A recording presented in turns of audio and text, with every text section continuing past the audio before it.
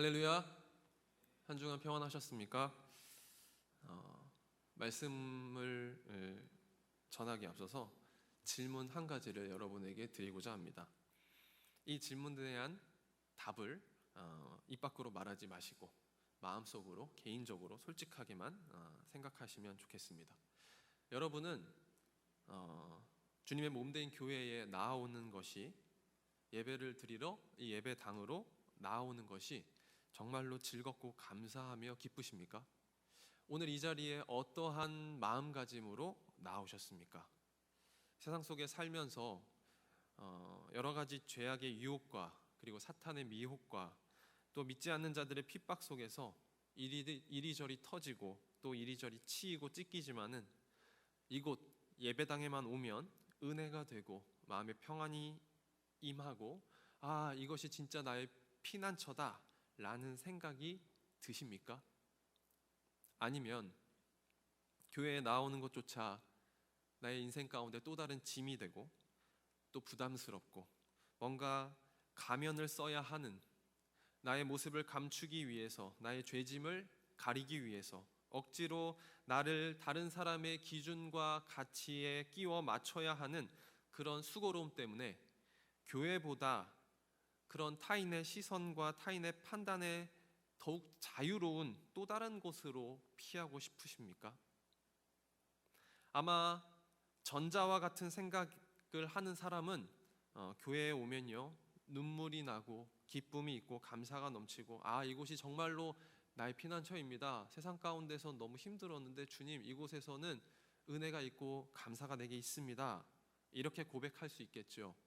그러나 후자로 생각하는 사람은, 주여, 내가 주의 전을 피난처 삼아 나아오는데 이곳에서도 여전히 내가 머리 둘 곳이 없습니다. 주의 전에 나아오는 것이 별로 기쁘지 않습니다. 주님, 내게 기쁨을 회복시켜 주시옵소서. 이렇게 기도하는 분들도 계실 것입니다.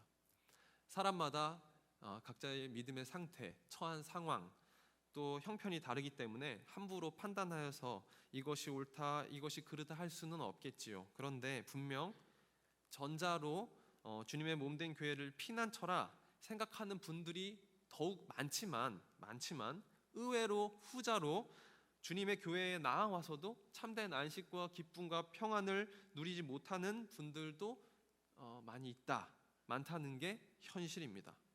어떻게 할 수 있는가? 일단 진짜 기뻐서, 진짜 감사해서, 행복해서, 너무 좋아서 눈물 흘리시거나 웃으시는 분이 잘 없다라는 거예요. 그런 분들을 잘 대하기가 힘들다라는 거죠. 정말 부득이한 일 때문에 어쩔 수 없다 손치더라도 세상이 주는 즐거움, 재미, 쾌락 이런 것들을 따라서 주일 성수를 온전히 하지 못하는 분들이 꽤 많이 계시다는 겁니다. 왜 이 예배의 자리가 이렇게 많이 비어 있습니까?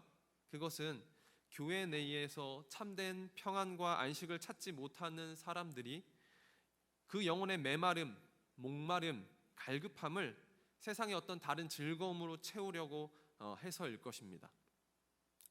다른 사람의 눈치, 다른 사람의 판단과 정죄가 없는 참된 피난처가 만약 이곳 이 자리, 예배 자리, 교회라면, 교회에 와서 정말 진정으로 쉼과 안식과 평안과 기쁨이 있다면 세상 속에서 치열하게 찢기고 멍들거면서 힘들게 살아가다가도 어떻게 해서든 이 예배 자리를 사수하며 이곳으로 나오겠지요. 왜요? 이곳에 참된 안식과 평안과 기쁨이 있다라고 생각되어지기 때문에. 하지만 이 자리가 많이 비어있는 건 교회에서도 참된 평안과 안식을 느끼지 못하는 청년들이 많다라는 반증이 되죠. 그렇다면 왜 저와 여러분이 머리로는 주님께서 나의 피난처, 나의 피할 바위가 되시고 나의 산성이시고 요새가 되신다 라는 것을 알면서도 정작 교회에 오는 것이 부담스럽고 또 불편하고 또 한편으로는 가기 싫고, 교회에 와서까지도 내가 왜 가면을 써야 하는지, 다른 사람들의 기준과 판단 그 틀에 옥죄도록 내 몸을 맞추려 해야 하는지, 주님께서 말씀하시는 피난처, 주님께서 몸소 보여주신 피난처와 현실의 교회가 그만큼 거리가 멀다라는 것은 아닌지 생각하게 됩니다. 다 같이 이 시간 한번 이상적인 교회를 한번 떠올려 볼까요? 내 있는 모습 그대로를 어떤 가식과 자기 가면 없이 내 모습 그대로 가지고 나아와도 거리낌이 없는 교회, 내 모습 그대로를 받아주시는 주님 앞에 모든 죄를 다 가지고 나와 회개하고 다복하고 용서함을 받아서 은혜 충만, 성령 충만 받고 가는 교회. 내가 나아왔을 때 정말 참된 안식과 평안이 있고 그것을 통해서 마음이 뻥 뚫어지는 듯한 느낌을 가지고 정말 시원하게 뭔가 해결되고 해소받는, 응답받는 그러한 기분을 가지고 돌아갈 수 있는 교회. 이러한 교회, 그것으로 말미암아 그 은혜로 감사해서 사랑을 베풀고 나누고 서로 사랑의 공동체, 하나 된 공동체가 되는 이러한 교회가 참으로 이상적인 교회일 것입니다. 지난주 금요일에도 청년부 금요 모임이 있었습니다. 4명의 청년이 모였었는데요, 이런 비슷한 이야기를 나눴었습니다. 예배에 대해서 말씀을 나누면서 귀에 잘 들려지는 기복적인 말씀과 복을 선포하는, 복을 얘기하는 그런 말씀과 듣기 불편한 회개를 요청하는, 귀에는 잘 안 들리고 듣기 불편한 회개를 요청하는 이런 말씀에 대해서 여러분 어떻게 생각하냐, 이러한 고민을 함께 나눴습니다. 여러분은 어떻게 생각하시나요? 듣기 좋은 위로의 말, 복에 대해서, 성공에 대해서 전하는 말씀, 이것과 듣기는 조금 불편하지만 나의 죄악된 모습을 바로 볼 수 있는, 그래서 회개하도록 하게 하는 그러한 말씀, 이 두 가지 말씀이 있다면 여러분은 어느 말씀에 더 귀를 기울이시고 더 집중하실까요? 금요 모임에 모인 청년들의 결론은 이것이었습니다. 말씀을 통해서 죄인임을 깨달아야 합니다. 죄가 죄임을 알아야 하는 것은 너무도 당연합니다. 나의 죄가 죄임을 알아야 하죠. 그렇지 않으면 내가 영원히 죄 중에 빠져 살 것이기 때문이에요. 그런데 동시에 이 모습 이대로, 내 모습 이대로 사랑하시는 하나님의 사랑이 잘 나타나는 말씀, 그로 말미암아 나는 죄악되고 나는 연약하지만 하나님의 은혜가 나를 세워간다, 하나님의 은혜가 나를 붙들고 계신다 하는 말씀이면 좋겠다라는 것이었어요. 이게 교회죠. 어떠한 가식과 자기 가면 없이 있는 그대로 나아왔을 때 주님께서 받아주시는 것처럼 교회도 사람의 겉으로 보여지는 것에, 그 사람의 어떤 수준에, 그 사람의 어떤 형편, 이런 것으로 좌지우지되는 것이 아니라 그 사람 있는 모습 그대로를 받아들이고 사랑하고, 그리고 연약함을 가지고 함께 모여 기도하고, 그리고 점차 성장하며 세워지는 교회. 이러한 교회, 이러한 교회가 우리 밴쿠버 순복음 교회가 되기를 소망합니다. 그리고 이러한 교회가, 이러한 청년부가 되기 위해서 저와 여러분이 함께 기도하며 만들어 나가야 할 것입니다. 오늘 말씀을 통해 주님께서는 죄 많고 허물 많은 저와 여러분이 어떻게 하면 이 주님께 완전히 피할 수 있는가, 주님은 어떻게 우리의 피난처가 되어주시는가, 이것을 살펴보기를 원합니다. 또한 그것을 통해 서로가 서로에게 그러한 위로가 되고 격려가 되는 우리 청년부 공동체가 되기를 소망합니다. 지난 주일 말씀을 통해서요, 신명기에 대해서 배경을 살펴보았죠. 모세가 출애굽 2세대들에게 전하는 거듭 전하는 율법, 거듭 전하는 하나님의 명령, 하나님의 말씀이라 했었습니다. 그러면서 12장 이후에는, 그 전까지는 12장 이후에는 이제 들어갈 그 땅, 가나안 땅에 들어갔을 때 출애굽 2세대들이 겪게 될 혼란과 갈등을 하나님께서 율법으로 기준을 세워주는 거라, 이렇게 말씀을 드렸었죠. 오늘은 그 중에서 부지 중에 살인한 자, 즉 부지, 알지 못하는 거죠. 모르고 실수로 사람을 죽인 경우 이러한 억울한 사람에 대해서 어떻게 판결할 거냐, 이거에 대해서 하나님께서 알려주고 계십니다. 5절 말씀인데 우리 5절 말씀 같이 한번 읽도록 하겠습니다. 오늘 본문 5절 말씀입니다. 시작. 가령 그 이웃과 함께 벌목하러 삼림에 들어가서 손에 도끼를 들고 벌목하려고 찍을 때에 도끼가 자루에서 빠져 그의 이웃을 맞춰 그를 죽게 함과 같은 것이라. 이런 사람은 그 성읍 중 하나로 도피하여 생명을 보존할 것이니라. 아멘. 하나님께서는 굉장히 친절하시게 예시까지 들어가면서 한 가지 법을 설명하시는데요. 이런 예입니다. 예를 들면 어떤 사람이 그 이웃과 함께 나무를 베기 위해서 불을 지피는 데 사용할 불을 피울 땔감을 구하기 위해서 산으로 들어갔습니다. 그리고 손에 도끼를 들고 열심히 나무를 베기 시작합니다. 그런데 한참을 열심히 일하고 있던 중에 큰 사고가 일어났습니다.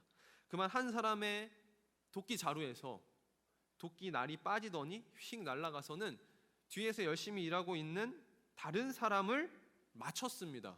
그리고 그 도끼날에 맞은 사람이 그 자리에서 쓰러져 죽게 되는 그러한 경우가 발생했습니다. 이게 바로 부지로, 알지 못하고 모르고 실수로 의도하지 않은 사람을 죽인 경우죠. 이러한 비슷한 경우들이 이스라엘 가운데 많이 일어났을 것입니다. 의도하지 않은 거죠. 이러하였을 때 이런 사람, 이렇게 실수로 살인을 저지른 사람 어떻게 판단할 것이냐라는 것이죠. 6절인데요. 6절 말씀, 7절 말씀을 제가 말씀을 읽겠습니다. 그 사람이 그에게 본래 원한이 없으니 죽이기에 합당하지 아니하나 두렵건대 그 피를 보복하는 자의 마음이 복수심에 불타서 살인자를 뒤쫓는데 그 가는 길이 멀면 그를 따라잡아 죽일까노라. 그러므로 내가 내게 명령하기를 새 성읍을 너를 위하여 구별하라 하노라. 아멘. 하나님께서는 이스라엘을 위해서 새 성읍을 구별하라, 준비하라 하십니다. 도피성을 정하라 하시는 거죠. 2절에도 보시면 내 하나님 여호와께서 내게 기업으로 주신 땅 가운데에서 새 성읍을 너를 위하여 구별하고 라고 기록하고 있습니다. 하나님께서는 이스라엘에게 새로운 성읍을 도피성으로 주신다라는 말씀이 아니라 각 지파가 이미 기업으로 받은 성읍들 중에서 새 성읍 일부를 도피성으로 내어놓으라 하시는 거죠. 그렇기 때문에 도피성은요, 하나님께서 이스라엘에게 베풀어 주신 은혜인 동시에 이스라엘 사람들이 자신들을 위해 자신들에게 주는 선물이기도 했습니다. 왜냐하면 도피성 제도가 이스라엘 공동체에 속한 사람 중에 본의 아니게 실수로 혹은 고의가 아닌 사고로 사람을 죽였을 때 그 살인자에게 피난처를 제공했기 때문이죠. 하나님께서는 사람이 본의 아니게 실수로 사람을 죽이게 된 경우 보복하려는 피해자 가족들로부터 보호받을 수 있는 도피성을 제정하라라고 명령하신 겁니다. 그러면 피해자의 가족들의 보복, 이게 무엇인가라는 걸 살펴야겠죠. 이것을 알아야 도피성 제도가 더 잘 이해되실 것입니다. 실수로 살인한 자는 왜 도피성으로 피해야 하는가? 누구를 피해서 도피성으로 달아나야 하는가? 요건데요. 고대 사회에서는 가족이나 친척 중에 누가 살해를 당하면요, 보복은 살아있는 자들의 책임이었으니까 그 가족들의 책임이었습니다.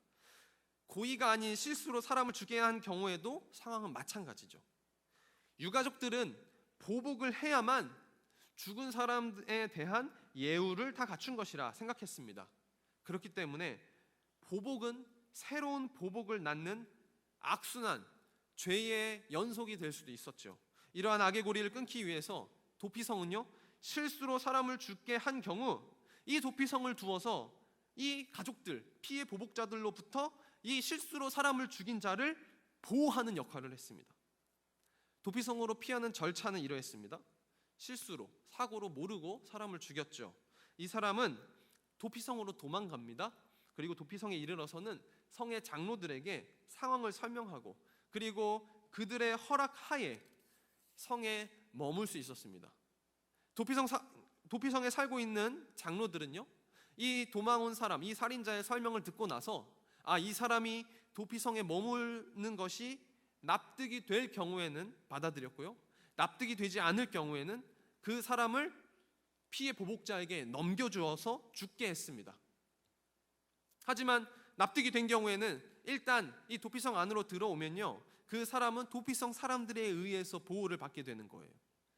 피해자의 친족들이 쫓아와 부지 중에 살인한 자를 보복하려고 하는 그것을 막는 책임이 이 도피성 사람들에게 있었던 것이죠. 그리고 이 도피성 장로들은 이 실수로 사람을 죽인 사람을 정식으로 재판을 해봅니다. 그리고 재판을 통해서 그가 도피성에 머물러야 하는 이유가 타당하게 인정이 되면 이 사람은, 이 살인자는 도피성에서 그 당시에 대제사장이 죽을 때까지, 그 당시에 대제사장인 사람이 죽을 때까지 머물러야 합니다. 자, 조금 더 이해를 돕기 위해서 여호수아 20장 6절 말씀, 여호수아 20장 6절 말씀, 말씀을 제가 읽겠습니다. 그 살인자는 회중 앞에 서서 재판을 받기까지 또는 그 당시 대제사장이 죽기까지 성읍에 거주하다가 그 후에 그 살인자는 그 성읍 곧 자기가 도망하여 나온 자기 성읍 자기 집으로 돌아갈지니라 하라 하시니라. 아멘. 하지만 만약에 이 사람이요, 대제사장이 죽기 전에 성을 벗어났다가 임의로 성 밖으로 나갔다가 피해 보복자들에게 죽임을 당하면 그거는 어쩔 수 없는 일이었어요. 민수기 35장 26절 27절 말씀인데 이것도 제가 읽겠습니다. 그러나 살인자가 어느 때든지 그 피하였던 도피성 지경 밖에 나가면 피를 보복하는 자가 도피성 지경 밖에서 그 살인자를 만나 죽일지라도 피 흘린 죄가 없다, 성경은 기록하고 있습니다. 그러니까 이 부지 중에 모르고 살인했을지라도 죄가 있음이 인정되는 것이죠. 그 죄는 대제사장이 죽음으로 인해서 용서함을 받게 되는 거예요. 때문에 이 부지 중에 살인한 자는 도피성에 머물러 있어야 됐어요. 그 성 밖을 나갈 수가 없었어요. 일종의 자택 감금인 셈이었죠. 그렇게 도피성에서 세월을 보내다가 대제사장이 죽은 다음에는 고향으로 돌아가 자기가 살던 곳으로 다시 돌아가 가족들과 함께 살 수 있었던 것입니다. 시간이 지나면서 피해자 가족들의 감정이 조금씩 누그러지는 것을 유도하는 동시에 가해자도 오랫동안 가족들과 떨어져 살면서 자숙, 근신할 기회를 갖도록 하는 것이 이 법의 취지였던 것이죠. 여기에서 가해자가 대제사장이 죽을 때까지 도피성에 머물러야 하는 이유는 바로 대제사장의 죽음이 살인죄를 대속받는 것으로 그 대제사장의 죽음을 받기 때문이에요. 이게 무슨 말이냐? 이 말에 여러분 귀를 기울이셔야 합니다. 이 도피성은 곧 예수 그리스도의 죽음의 모형이 되는데요. 어떤 의미에서 그렇게 죽음의 모형이 되느냐? 도피성이 예수 그리스도를 상징한다라는 것에 대해 아더 핑크라는 신학자는 총 7가지 이유를 들어서 설명합니다. 그것을 그 7가지에 제가 설명을 덧붙였어요. 첫째, 그리스도는 하나님께서 세우신 구원자이심과 같이 도피성도 하나님께서 지정한 것이다. 하나님께서는 이미 택하신 이스라엘이 부지 중에 실수로 살인했을 때를 위해서 도피성을 허락하셨습니다. 마찬가지로요, 저와 여러분도 이미 하나님의 백성으로 예정된 우리입니다. 그 우리를 구원하시기 위해서 예수 그리스도를 구원자로 세우셨습니다. 이것이 은혜죠. 그 은혜로 저와 여러분 여전히 아직도 죄 가운데 살지만 우리의 피난처 되신 주님께 나아가기만 하면 죄 용서와 회복이 있는 것이에요. 이를 믿으십니까? 주님께서는 우리의 피난처가 되어주시는데 하나님께서 그것을 지정해 주셨다라는 겁니다. 둘째, 그리스도께서 유일한 구주이심 같이 도피성도 부지 중에 살인한 자에게 유일한 피난처가 된다라는 것입니다. 이 부지 중에 살인한 자가 다른 성읍, 다른 지역으로 도망가서는 피해 보복자의 복수에 죽을 수밖에 없었어요. 그러나 오직 도피성으로만 피하면 그 목숨은 안전하였습니다. 마찬가지로 사도행전 4장 12절에 다른 이로서는 구원을 받을 수 없나니 천하 사람 중에 구원을 받을 만한 다른 이름을 우리에게 주신 일이 없음이라 하였더라. 아멘. 주님께서는 유일한 우리의 길 되시고 진리이시고 생명이십니다. 그렇기 때문에 우리가 다른 것으로는 구원을 받을 수 없어요. 도피성과 똑같고 동일합니다. 오직 예수 그리스도, 그분을 믿는 믿음 가운데 우리는 구원함을 얻을 수 있고 영원한 생명을 얻게 되는 것이죠. 세 번째, 그리스도께서 십자가에 못 박혀 높이 달리심으로 모든 죄인들이 바라볼 수 있었던 것 같이 도피성도 높은 산지에 있었다라는 것이에요. 그러므로 저와 여러분은요, 십자가의 주님을 바라보아야 합니다. 불뱀에 물린 이스라엘 백성들이 장대에 달린 놋뱀을 바라봤을 때 그들이 살았던 것처럼 저와 여러분도 십자가에 달린 예수 그리스도를 믿음의 눈으로 바라볼 때 우리는 살게 될 줄 믿으시기 바랍니다. 믿음의 눈으로 주님을 바라봐야 돼요. 믿음의 눈으로 도피성으로 나아가야 합니다. 부지 중에 살인한 자가 괜찮겠지? 내가 도피성으로 굳이 안 가도 되겠지 하면 죽는 거예요. 그러나 믿음의 눈으로 도피성으로 나아갈 때 그 목숨은 안전하게 보존될 수 있다는 것이죠. 네 번째입니다. 그리스도의 복음이 누구에게나 이해하기 쉬운 것처럼 도피성 역시 어디서나 갈 수 있도록 그 접근이 용이한 지역에 설치되어 있었습니다. 아무리 좋은 소식일지라도 그것을 듣고 이해하지 못하면 소용이 없지요. 예수 그리스도의 복음, 그것은 쉽습니다. 믿으십니까? 그분이 나의 구주이심을 믿고 시인하면 구원받는 것이에요. 너무도 쉽지요. 그렇기 때문에 우리는 예수 그리스도를 믿는 믿음을 고백하며 그분을 우리의 마음의 주인으로 모셔야 되는 거예요. 그러나 이게 쉽다고 해서 사람들이 그것을 받지 않고요. 구원이, 영생이 이렇게 쉬운 길이 있는 것을 깨닫지 못하는 거예요. 오히려 너무 쉽다고 여기기 때문이죠. 그러나 하나님께서는 결코 우리에게 어려운 길을 주시지 않으셨어요. 예수 그리스도, 그분을 믿는 믿음 가운데 우리에게 영원한 생명이 있는 줄 믿으시기 바랍니다.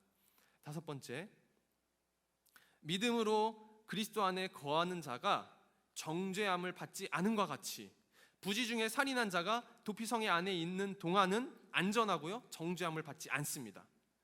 로마서 8장 1절 2절 말씀에 이런 말씀이 있습니다. 그러므로 이제 그리스도 예수 안에 있는 자에게는 결코 정죄함이 없나니 이는 그리스도 안에 있는 생명의 성령의 법이 죄와 사망의 법에서 너를 해방하였음이라. 아멘. 죽음도 천사도 어느 누구도 하나님이 우리를 향한 그 사랑에서 우리를 끊을 수 없다. 그 사랑에서 끊을 수 없다. 우리가 찬양으로 고백하고 있지 않습니까? 대제사장의 힘이 도피성의 주민들이 도피한 자를 지키는 것처럼 대제사장이신 예수 그리스도의 보혈이, 그분의 능력이 저와 여러분을 죄와 사망의 권세에서 그리고 사탄의 소나기에서 건지시고 지키시는 줄 믿으시기 바랍니다. 그렇기 때문에 우리는요, 지는 자와 같이 살 이유가 없어요. 우리는 실패한 자와 같이 살 이유가 없어요. 왜요? 주님께서 이미 다 이루셨습니다. 주님께서는 더 이상 저와 여러분을 정죄하지 않으세요. 그런데 우리는 살아가는 데 있어서 늘 정죄받는 듯한 삶으로 살아가지요.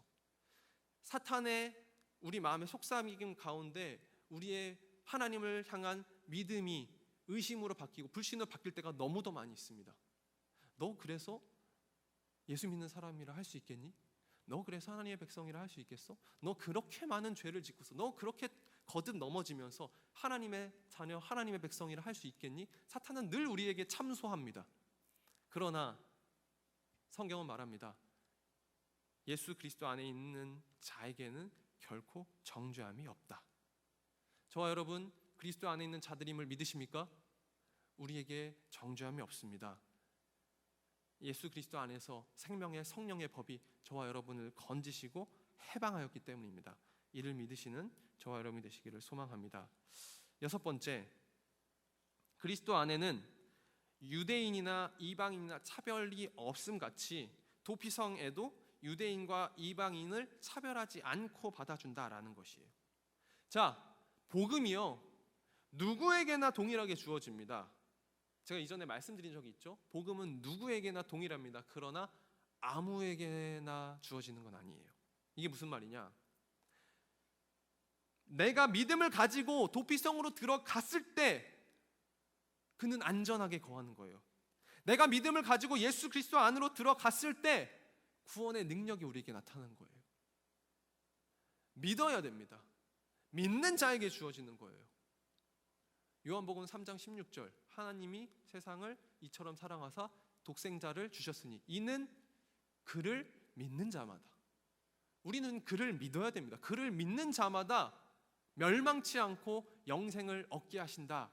하나님의 말씀입니다. 그를 믿으십니까? 믿으신다면 주님 안으로 들어가는, 그리스도 안으로 들어가는 저와 여러분이 되시기를 소망합니다. 마지막 일곱 번째입니다. 그리스도의 죽음이 믿는 자를 죄악과 사망에서 풀어줌과 같이 도피성에 사는 살인자도 그 사건 당시 대제사장이 죽으면 자기 고향으로 돌아가게 된다라는 거예요. 여러분, 이것이 완전한 복음의 소식입니다. 도피성에서 평생을 무서워하며 사는 것이 아니라 대제사장의 죽음으로 인해서 완전한 사면, 완전한 용서를 얻는 것이에요. 그동안은 도피성 안에서 일종의 자택 감금과 같이 조금은 불편하고 그리고 불안전하게 이렇게 살았습니다. 저와 여러분 마찬가지죠. 예수 그리스도로 말미암아 우린 구원함을 받았다고 하는데 여전히 죄 가운데 살고 있어요. 내가 구원함을 받은 것이 맞나 헷갈리는 가운데 살고 있습니다. 이미와 아직 가운데 살고 있어요. 그런데 어떻게 됩니까? 예수 그리스도께서 저와 여러분의 구원을 완성하셨다는 거예요. 대제사장이 죽음으로써 완전히 사면을 받는 것처럼 예수 그리스도께서 십자가의 죽음을 통해서 저와 여러분의 구원을 완성하셨습니다. 여러분 구원 받으셨습니까? 아무도 대답을 안 하시네요. 여러분 구원 받으셨습니까? 아멘이시죠? 주님께서는 십자가상에서 말씀하셨습니다. 다 이루었다. 저와 여러분의 구원을 완성하셨습니다. 그 주님께서 우리의 편이 되셔서 지금도 우리의 함께 하심을, 우리 가운데 주님의 은혜와 사랑을 베풀어 주심을 믿으시는 저와 여러분 되시기를 소망합니다. 이처럼 예수 그리스도는 우리 죄인들의 도피성이 되어 주시고자, 피난처가 되어 주시고자 이 땅에 오셨습니다. 이를 강림이라 표현하고요, 이를 성육신이라 표현합니다. 참 하나님이시지만 참 사람이 되셔서 이 땅에 오셨어요. 여러분, 눈높이 교육 세대는 아니지만 들어본 적은 있죠. 뭐예요? 눈높이? 선생님이 아이의 눈높이 수준에 맞춰준다라는 거죠. 부모가 자녀의 눈높이에 키를 낮추고 자세를 낮춰서 눈높이에 맞춰서 대화를 합니다. 그 수준에 맞춰서 대화를 하고 공감을 하고 그리고 아이의 요구를 들어주죠. 마찬가지예요. 하나님께서 사람으로 이 땅에 오심은, 성육신 하심은, 강림하심은 우리의 눈높이를 맞춰주기 위해서, 우리의 아픔과 고통과 슬픔 주님께서는 다 아십니다. 왜요? 하나님이, 아니 예수 그리스도가 하나님이시기만 하신다면, 다시 말하면 신성만 가지고 계신다면 우리의 아픔과 우리의 고통과 우리의 슬픔 주님은 모르셨을 거예요. 그러나 예수님께서는 참 하나님이심에 동시에 참 사람입니다. 예수님께서도 줄이셨고 목마르셨고 아프셨고 배고프셨고 그리고 잠을 필요로 하셨어요. 주무셨어요. 저와 여러분이 당하는 모든 고통과 연약함, 죄는 빼고요, 우리 몸이 요구하는 연약함이에요. 죄가 아니라 우리 몸이 요구하는 연약함을 주님께서도 다 가지고 계셨어요. 그런 주님이 저와 여러분을 공감하시고 이해하십니다. 그러기 위해서 이 땅에 오신 거예요. 성육신, 눈높이를 맞춰주셨어요. 낮아지셔서 맞추어 주셨다라는 신학적인 표현을 사용합니다. 주님께서는 낮아지셔서 저와 여러분에게 맞추어 주셨습니다. 하나님께서는 저와 여러분을 사랑하셔서 독생자 예수 그리스도를 구원의 도피성으로 삼아 이 세상에 보내주셨습니다. 그리하여 누구든지 주님께 나오기만 하면, 믿음을 가지고 그 구주 예수 그리스도를 나의 하나님, 나의 구원자로 고백하기만 하면 우리는 구원을 받는 거예요. 이것이 얼마나 우리에게 복된 소식입니까? 우리의 거룩한 대제사장이신 예수 그리스도께서 저와 여러분의 죄를 대신해서 십자가 대속으로 죽으심으로써 우리는 죄에서 해방받았습니다. 더 이상 피해 보복자가, 더 이상 원수된 사탄이 우리를 넘어뜨리려고 할 수도 없고 우리에게 어떤 위협을 가할 수도 없어요. 이거 믿으시기 바랍니다. 하나님께서 주신 도피성은요, 치의 법권이에요. 여러분, 치의 법권이라는 말 들어보셨습니까? 네, 저는 많이 들어봤는데 사전적인 의미는 뭐지? 어떤 뉘앙스, 의미적인 내용은 알겠는데 사전적인 의미는 뭐지 하면서 한번 찾아봤어요. 이런 사전적인 의미가 있더라고요. 외국인이 자신이 체류하고 있는 국가의 국내법을 적용받는 것을 면제받고 본국, 원래 자기의 나라, 본국의 법을 적용받을 수 있는 지대, 이게 치외법권이에요. 이런 거죠. 대사관 가면 어떻게 됩니까? 저가 한국인이에요. 캐나다에 있지만 여기 있을 때는 캐나다 법을 따라야죠. 그러나 대사관에 가면 어떻게 됩니까? 거기는 치외법권입니다. 거기는 대한민국의 법이 살아있는 곳이에요. 영화 같은 데나 이런 데 보면 이렇게 그 본국의 법에 적용을 받기 위해서 대사관을 피하는 이러한 장면들, 도망치는 장면들 보시죠. 이처럼 예수 그리스도는 도피성이 되셔서 우리를 넘어뜨리려는, 우리에게 위협을 가하려는 그 원수들에게서 저와 여러분을 구원하시는 치외법권이 되신다는 거예요. 그분으로 피하기만 하면 우리는 안전합니다. 그분께 머물기만 하면 사탄은 저와 여러분에게 어떤 해도 가할 수 없다라는 겁니다. 그러므로 그분 안에 들어온 사람은요, 죄와 사망과 사탄이 다스리지 못하고 심판을 받지 아니하는 것입니다. 모든 죄의 세력, 사망의 권세는 주 예수 그리스도 아래 굴복하고요, 우리는 그 주님 안에서 자유함을 누릴 수 있게 되는 것입니다. 사랑하는 밴쿠버 순복음교회 청년 여러분, 진정으로 예수 그리스도가 여러분에게 이러한 구주가 되시기를 간절히 소망합니다. 그러면서 다시 처음 질문 드리겠습니다. 여러분은 주님의 몸된 교회에 나오는 것이, 예배드리러 이렇게 예배당으로 나오는 것이 정말 즐겁고 감사하고 기쁘십니까? 말씀을 통해서 이 질문에 답이 바뀌셨기를 소망합니다.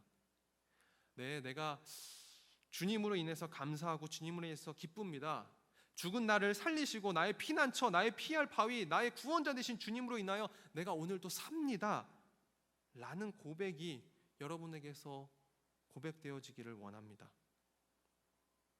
날마다 삶 속에서 늘 주님의 날개 아래 살게 하시고 다른 것에게 위로받기보다 주님을 예배하고 말씀 듣고 기도하면서 기도에 응답받는 이러한 일들이 내게 너무 기쁩니다. 내게 너무 감사가 됩니다. 이러한 고백이 여러분의 고백이 되기를 원해요. 하나님께서는 저와 여러분에게 도피성으로 오직 예수 그리스도만 허락하셨습니다. 다른 지역으로 가서는 구원함이 없어요. 다른 성읍으로 가서는 구원함이 없습니다.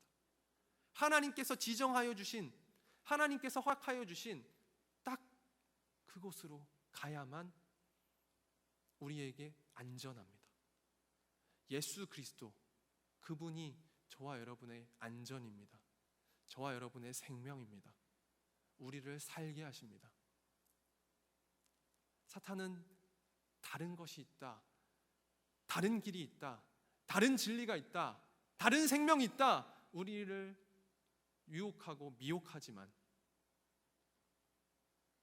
그 끝은 멸망이고 죽음이고 그리고 영원히 실패하는 것입니다. 지금 당장 눈에 보이기에 힘들고 고통스럽고 죽을 것 같아도 당연하죠. 도피성 안에서 자택 강금무의 삶을 사는 것 힘듭니다. 자유함이 없는 것 같아요. 그러나 그 안이 자유하는 거예요. 이게 자유하는 것 같지 않다고 생각해서 도피성 밖으로 나오면 어떻게 됩니까? 피해 보복자에 의해서 죽는 거예요. 꼭 기억하시는 저와 여러분 되시기를 간절히 소망합니다. 기도하겠습니다.